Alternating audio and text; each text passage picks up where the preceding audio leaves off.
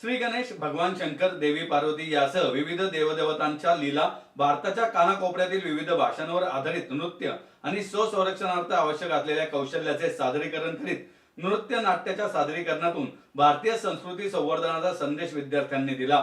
जय गणेश विद्यार्थी पालकत्व योजनेतील विद्यार्थ्यांनी पारंपरिक ऐतिहासिक गीतांवर सादर केलेल्या कलाकृतींना भरभरून दाद मिळाली। तसेच यशस्वी विद्यार्थ्यांचे कौतुकही यावेळी करण्यात आले।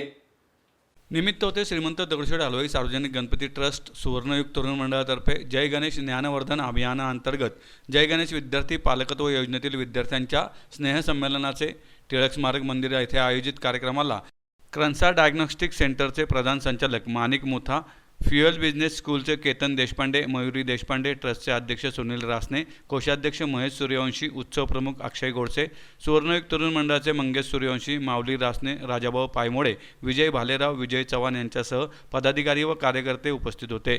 यावेळी योजनेतील क्रीडा स्पर्धातील विजेत्यांचा प्रातिनिधिक स्वरूपात विशेष सन्मान करण्यात आला। योजनेतील विद्यार्थी ओंकार बारबोले म्हणाला, ट्रस्टच्या शैक्षणिक समुपदेशन आणि संस्कार वर्गातून आम्हाला नैतिक मूल्ये मिळाली, त्यामुळे आम्ही आज वेगवेगळ्या क्षेत्रात यशस्वी होत आहोत। आत्मविश्वास वृद्धी आणि सामाजिक जबाबदारीची जाणीव याच योजनेतून आम्हाला झाली असून समाजात आज ताठ मानेने वाटचाल करीत आहोत, असेही त्यांनी सांगितले।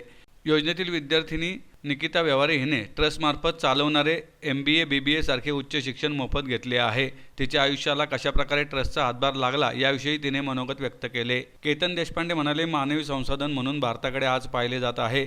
शालेय व महाविद्यालयीन विद्यार्थ्यांना योग्य मार्गदर्शन मिळाल्यास चांगली मुले घडू शकतात। आज प्रत्येकामध्ये संभाषण कौशल्य असणे गरजेचे आहे। तसेच पालक व मुलांमध्ये योग्य संवाद देखील आवश्यक आहे। ट्रस्टचे काम अत्यंत उत्तमपणे सुरू असून याकरता आम्ही 15 लाख रुपयांची देणगी देत असल्याची घोषणाही त्यांनी यावेळी केली। महेश सूर्यवंशी म्हणाले, जय गणेश ज्ञानवर्धन अभियानाअंतर्गत सन 2010 साली जय गणेश पालकत्व योजना सुरू झाली। मराठी शाळांमधून 500पेक्षा जास्त गरजवंत व हुशार विद्यार्थ्यांची निवड करून त्यांची शैक्षणिक जबाबदारी ट्रस्टने घेतली असल्याचं त्यांनी सांगितलं।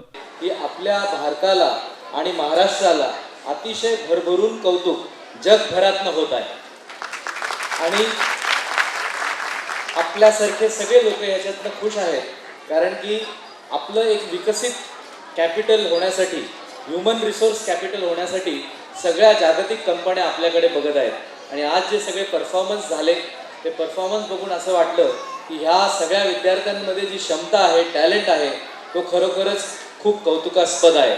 या मुलांना आपल्याला पुढे न्यायचं आहे आणि आपल्या पुण्यात 2 भाज्या खूप चांगल्या प्रकारे उपलब्ध असतात, एक पालक आणि चुका।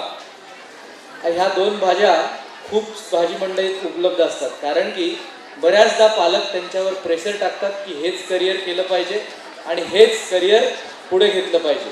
आणि 2 प्रकारचे विद्यार्थी असतात। एक विद्यार्थी म्हणतो की तुम्ही जो निर्णय घ्याल त्याच्या पाठीशी मी आहे, आणि दुसरा पालक म्हणतो, विद्यार्थी तू जो निर्णय घेशील त्याच्या पाठीशी मी आहे। दोघांनाही निर्णय घ्यायचा नसतो म्हणून एकमेकांवर पाठिंबा टाकत असतात। पण अशा विद्यार्थ्यांना योग्य मार्गदर्शन मिळणं, योग्य शिष्यवृत्तींची माहिती मिळणं खूप गरजेचं आहे। जय गणेश विद्यार्थी पालकत्व योजना ही सन 2010 साली ही महाराष्ट्रातल्या विद्यार्थ्यांच्या आत्महत्या या विषयाच्या निमित्ताने सुरू झालेली गोष्ट आहे। विद्यार्थ्यांचा जो त्यावेळेला जो आत्महत्येचा विषय सारखा वर्तमानपत्रामध्ये येत होता, त्याचा साकल्याने अभ्यास करून, त्याच्या कारणांचा अभ्यास करून एक परिपूर्ण विद्यार्थी घडावा, एक चांगलं व्यक्तिमत्व घडावं, या दृष्टिकोनातून ट्रस्टने या विद्यार्थी पालकत्व योजनेची आखणी केली। आणि याच्यामध्ये काय काय असलं पाहिजे, एक चांगलं व्यक्तिमत्व जर घडवायचं असेल तर त्याच्यामध्ये संस्कारांचं महत्त्व हे अनन्यसाधारण आहे, त्यामुळे संस्कार वर्गाची आखणी केली गेली।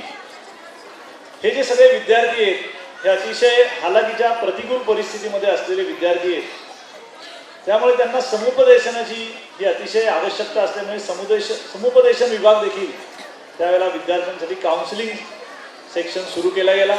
या विद्यार्थ्यांना शिक्षणासाठी 8वी 9वी 10वीच्या हे टीचर्सची त्या नेमणूक केली गेली आणि त्यांच्यासाठी 1 लाख रुपयाचा विमा देखील उतरवला गेला। या विद्यार्थ्यांना वर्षातनं आरोग्य शिबिर डॉक्टर संजीव डोळे यांच्या नेतृत्वाखाली जवळजवळ 35 होमिओपॅथिक डॉक्टर या विद्यार्थ्यांच्या आरोग्याची काळजी घेत असतात। त्याचप्रमाणे ह्या विद्यार्थ्यांचं जे संस्काराचं जे सगळं प्रशिक्षण चालतं ते माननीय विजयराव भालेराव यांच्या मार्गदर्शनाखाली जवळजवळ 18 प्रशिक्षिका हे कार्य करतायत आणि अतिशय चांगल्या पद्धतीने विद्यार्थ्यांच्या परफॉर्मन्सवरून आपल्याला लक्षात आलं असेल की किती आत्मविश्वासपूर्ण त्यांनी या ठिकाणी स्वतःचं प्रेझेंटेशन केलेले. जी मुलं वर्गामध्ये हात वर करायला देखील लाजत होती, संकोच करत होती, ती आज आत्मविश्वासाने आपल्या सगळ्यांसमोर स्टेजवर हे आपला परफॉर्मन्स दाखवत आहेत.